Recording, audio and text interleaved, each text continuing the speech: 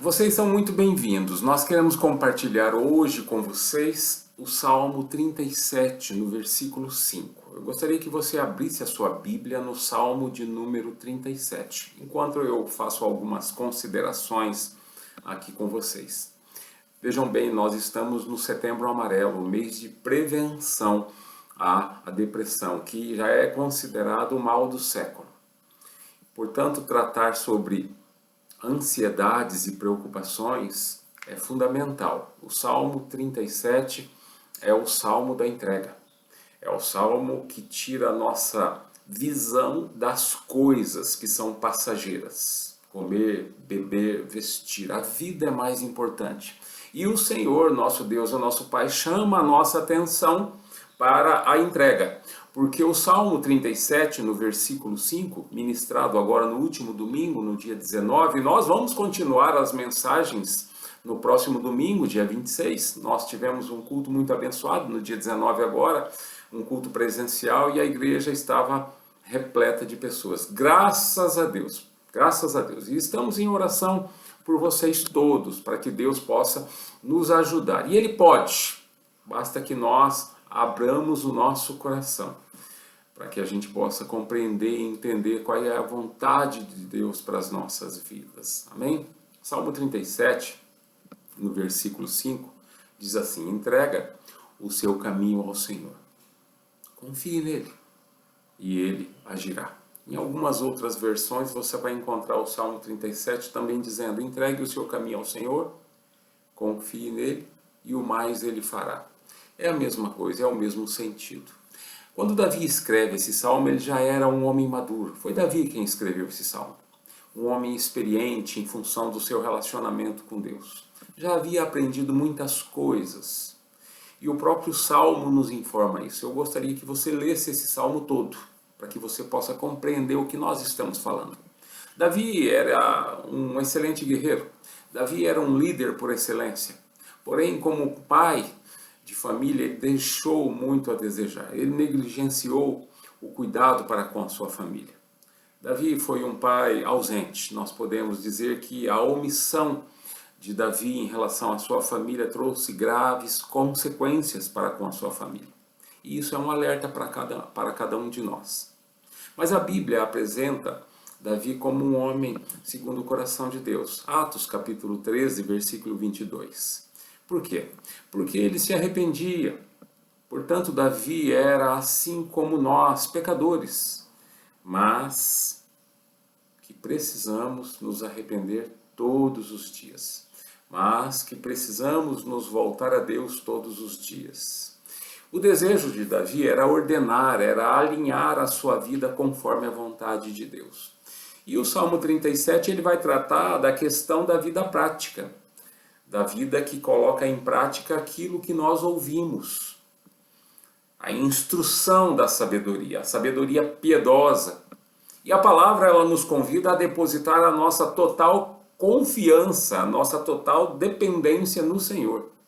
E o título da nossa mensagem hoje, o tema da nossa mensagem hoje é justamente dizer, informar e afirmar que o Senhor, o nosso Deus, é confiável.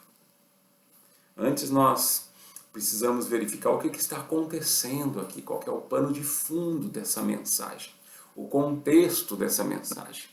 Havia uma questão sendo discutida aqui, e os versículos 1, 7, 35, eles fazem uma pergunta, um questionamento, que a propósito é de longa data. Por que Deus permite que os perversos prosperem? Os perversos aqui são os malfeitores, os ímpios, os incrédulos, aqueles de outras nações que adoravam a outros deuses. E mesmo assim eles prosperavam à vista do povo de Deus, à vista do Israel de Deus. E havia uma pergunta paralela também: por que é que os justos sofrem enquanto os perversos prosperam? Também pode ser uma pergunta recorrente, uma pergunta atual, uma pergunta que deve ter passado na sua mente ou se passa na sua mente. Por que é que os ímpios prosperam? Por que que os justos sofrem tanto? Quem são os justos? Aqueles que foram justificados mediante o sacrifício de Jesus. sua morte, a sua ressurreição. Essas pessoas passaram a crer neste fato e eles são justificados diante de Deus por Cristo Jesus. Romanos capítulo 5, versículo 1 diz assim: justificados, pois mediante a fé temos paz com Deus. A fé em Jesus Cristo. Amém? Então o Salmo 37 ele é muito parecido com o Salmo 73, escrito por Asaf, que Asaf apresenta também ali nesse salmo as mesmas questões da vida. É uma outra geração, é um outro tempo, e Asaf também passa por essa crise, essas perguntas.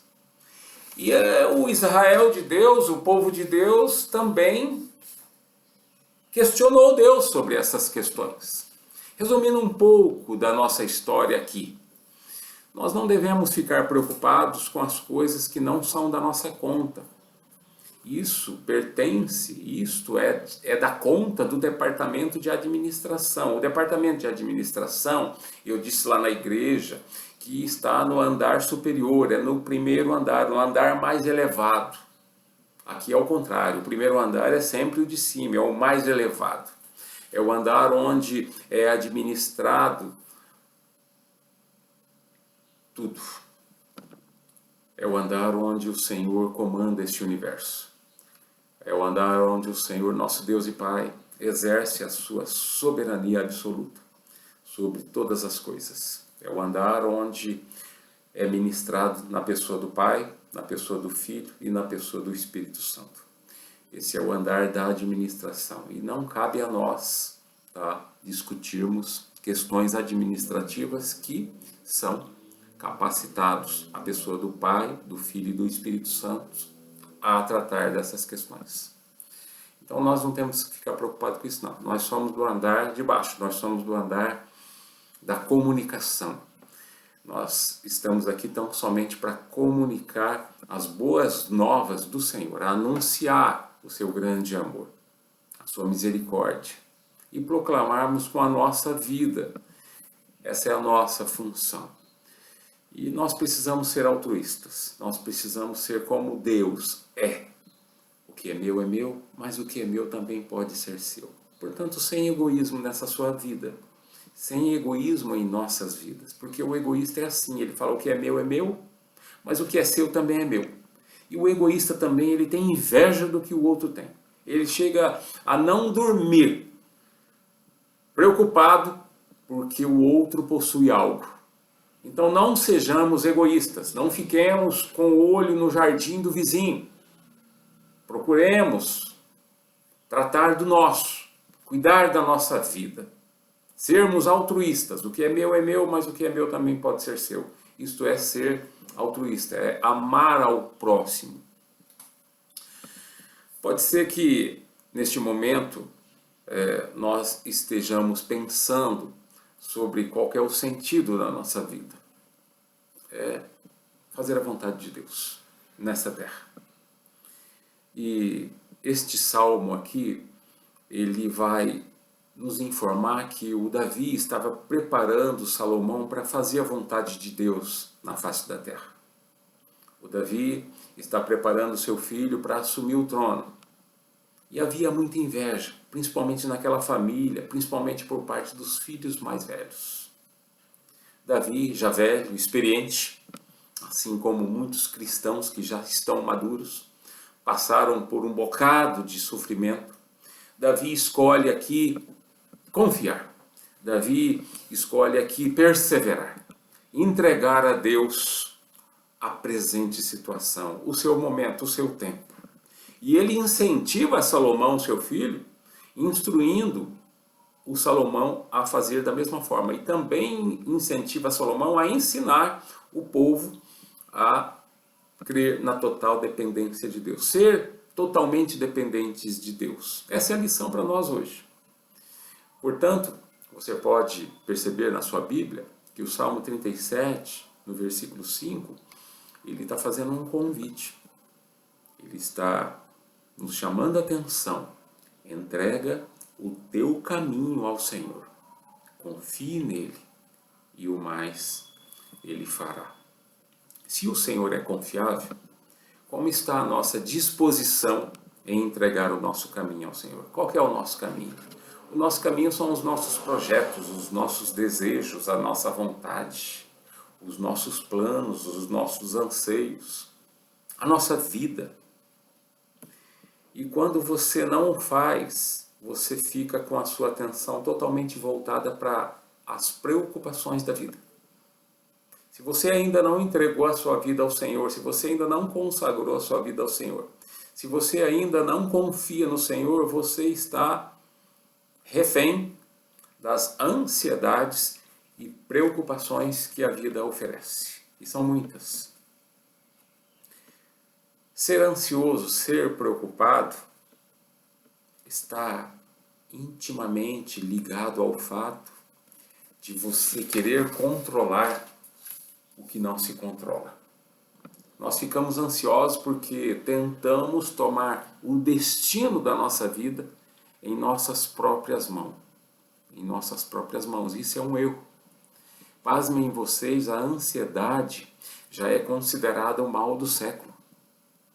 É só você pesquisar lá no Google. Ansiolíticos, por exemplo.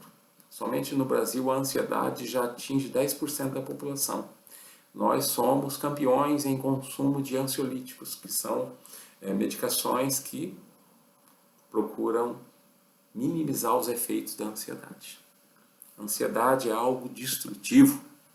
O sentido dessa palavra significa botar a corda no pescoço e puxar, rasgar. E quem faz esse trabalho é justamente cada um de nós. Quando você está ansioso, você está se autoestrangulando emocionalmente. A ansiedade é um estado emotivo caracterizado por um sentimento de insegurança, a ausência de paz. A ansiedade é uma perturbação de espírito, ela é causada por incerteza, por receio, que acabam produzindo reações físicas em cada um de nós. E isso atinge o emocional das pessoas. As pesquisas, os estudos informam que mais de 50% das pessoas que passam pelos consultórios médicos, atualmente os hospitais, pessoas que vão fazer as suas consultas, são vítimas da ansiedade. A ansiedade ela tem a capacidade de aumentar o problema e diminuir a nossa capacidade em resolvê-los. A ansiedade nos leva a olhar, a focar tão somente no problema. Por outro lado, a palavra de Deus, ela chama a nossa atenção, ela nos instrui, ela quer nos encorajar, ela quer nos fortalecer. A palavra de Deus, ela afirma a nossa fé. E é por isso que o escritor aos Hebreus afirma, lá em Hebreus capítulo 12, versículo 2, olhando firmemente para o autor e consumador da fé. É onde nós devemos olhar, é onde nós devemos focar, é onde nós devemos colocar as nossas atenções, para o autor e consumador da fé, Jesus Cristo. Não olhe para as circunstâncias, não olhe para o que está acontecendo ao seu redor. Olhe para Jesus. Não foque no problema. Foque no Deus, que é o Senhor de todas as coisas. A palavra nos convida a isso, nos orienta, nos instrui. A fé, ela nos leva a manter o olhar firme em Deus, que está no controle absoluto de todas as coisas, mesmo não parecendo. Deus tem o controle do universo. O universo todo está em suas mãos. Deus tudo vê, Deus tudo sabe. Por isso que o autor aos Hebreus também escreve lá no capítulo 11, versículo 6. Sem fé é impossível agradar a Deus, pois quem dele se aproxima precisa crer que ele existe e que recompensa aqueles que o buscam. O salmista aqui é alguém que passou por experiências e provações, tribulações, preocupações, ansiedades, crises existenciais, crises, muitas vezes que demoraram um certo tempo para serem trabalhadas. Inclusive depressão. De acordo com um artigo que é de fonte fidedigna, ou seja, de fonte confiável, eu vou elencar aqui para vocês, eu vou dizer para vocês aqui 5 principais sintomas que caracterizam a maioria das crises existenciais, crises estas que impõem alguns questionamentos à vida. Se esta vida possui algum sentido, se esta vida possui algum propósito, algum valor. É quando a gente fica questionando. Eu vou fazer algumas associações aqui com você, vou estabelecer uma relação entre causa e efeito. Perceba, ansiedade e cansaço mental, dificuldade em dormir. Se você está com dificuldade em dormir, é porque você está ansioso e você está cansado mentalmente. Quando você está cansado fisicamente, você precisa de sono. Quando você está cansado mentalmente, você precisa de oração. Você precisa orar. Não ter vontade de estar com ninguém. Aquele desejo em isolar-se também pode ser um sintoma. Pessimismo e desânimo. Falta de energia também pode ser um sintoma. A falta de energia normalmente sempre leva a gente a pessimismo, a desânimo.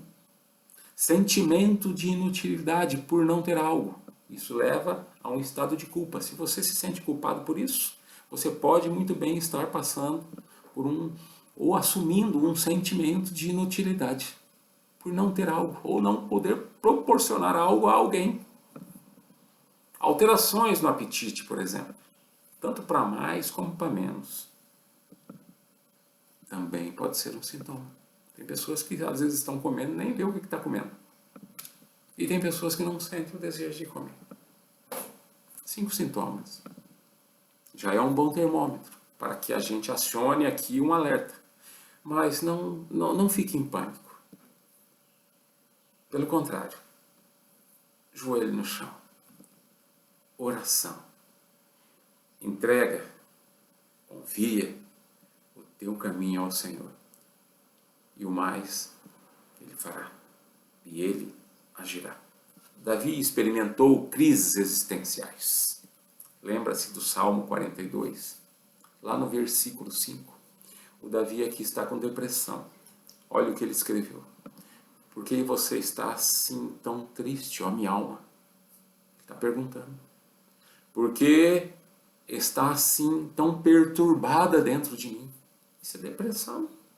E ele orienta a ação, ele mesmo, aqui sente a presença do Senhor e diz para a sua alma, no final do versículo 5 do Salmo 42, ele diz assim: espera em Deus, deposita a sua confiança em Deus, coloque a sua esperança em Deus.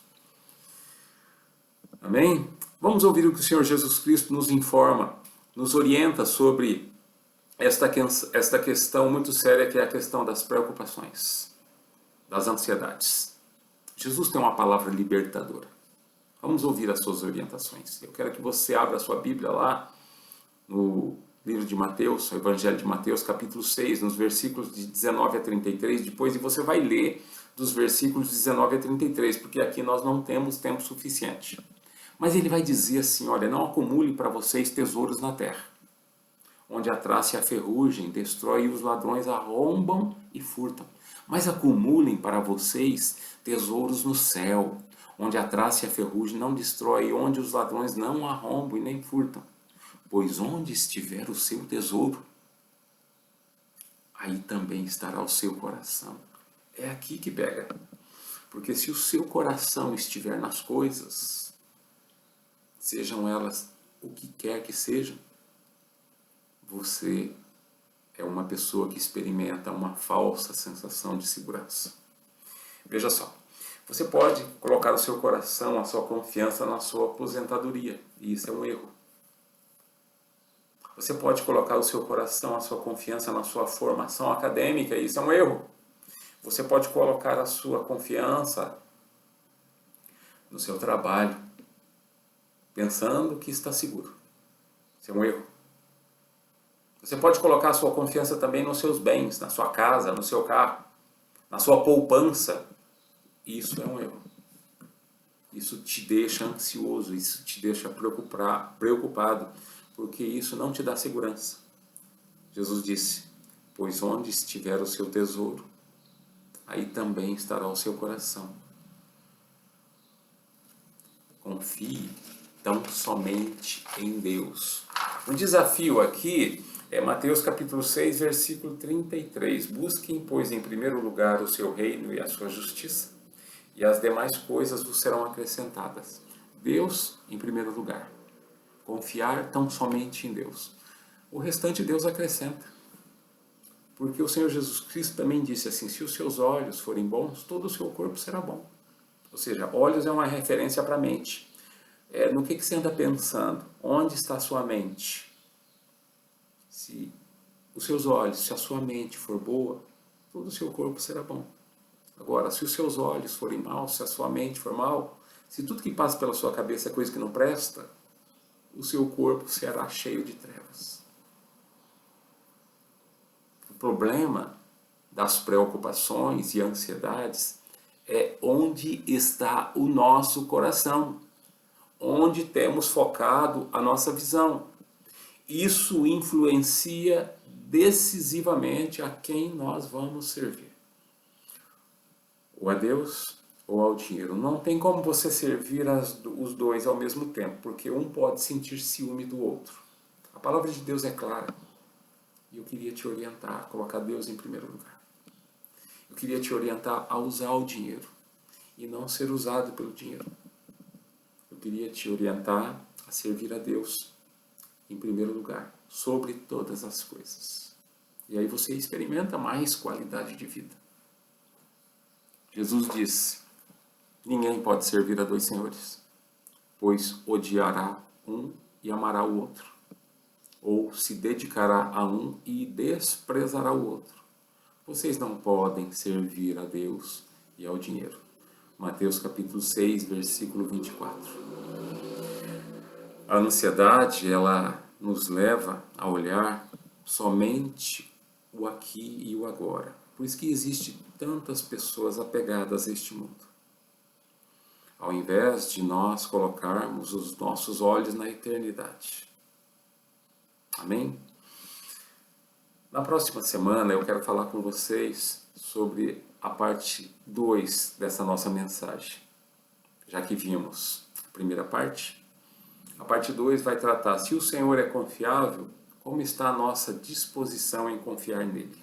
E eu gostaria de encerrar com você, concluindo aqui hoje, agora, procurando fazer com que nós venhamos a confiar na providência de Deus. Deus é soberano sobre todas as coisas. Diante das evidências, diante da vida, diante de tudo pelo qual nós já passamos, nós somente temos duas opções. Essas duas opções é tão somente isso. Veja só. Ou nós descansamos na boa, na bondosa providência de Deus, ou nós seremos estrangulados emocionalmente pela ansiedade. Você só tem duas opções. Eu espero que você descanse na bondosa providência de Deus, que você aprenda a depender totalmente do Senhor, que você entregue a sua vida ao Senhor, que você consagre a sua vida ao Senhor. Se nós descansarmos em Deus, se nós entregarmos, se nós confiarmos em Deus, se nós consagrarmos as nossas vidas, nós vamos passar a viver na total dependência de Deus. Nós passamos a ser capacitados por Deus a uma experiência a qual tem se cumprido na vida de muitas pessoas, pois é uma promessa de Deus. Nós vamos experimentar a boa, agradável e perfeita vontade de Deus. Mas aquela pergunta, por que é que os justos sofrem, enquanto os perversos prosperam? A resposta, Filipenses capítulo 1, versículo 29. Pois a vocês foi dado o privilégio de não somente crer em Cristo, mas também de sofrer por Ele. Isso é um privilégio. Saber que Deus está trabalhando em nós. Porque a vocês foi concedida a graça, o privilégio de não apenas crer em Cristo, mas também de sofrer por Ele.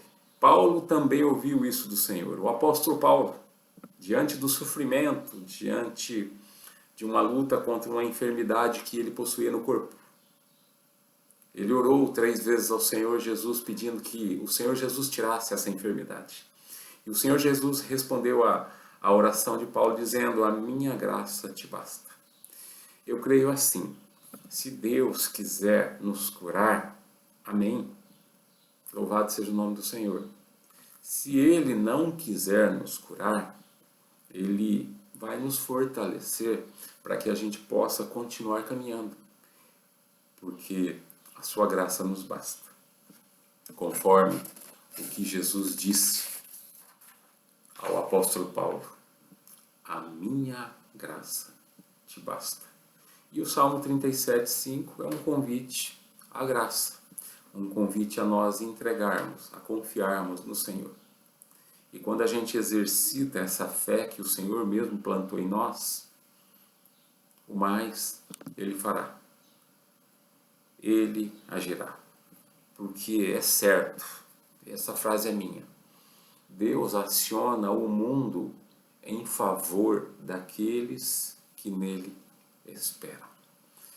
Eu quero que você tenha uma boa semana, eu espero que você seja preenchido por essa graça. Eu espero em nome de Jesus e oro aqui por você em nome de Jesus que você entregue a sua vida ao Senhor, que você consagre a sua vida ao Senhor e que você passe a viver com mais qualidade de vida, despreocupado, sem ansiedades, uma vida de entrega, uma vida que vale a pena ser vivida, é uma vida que nós podemos viver na total dependência do Senhor, crendo que o amanhã a Ele pertence.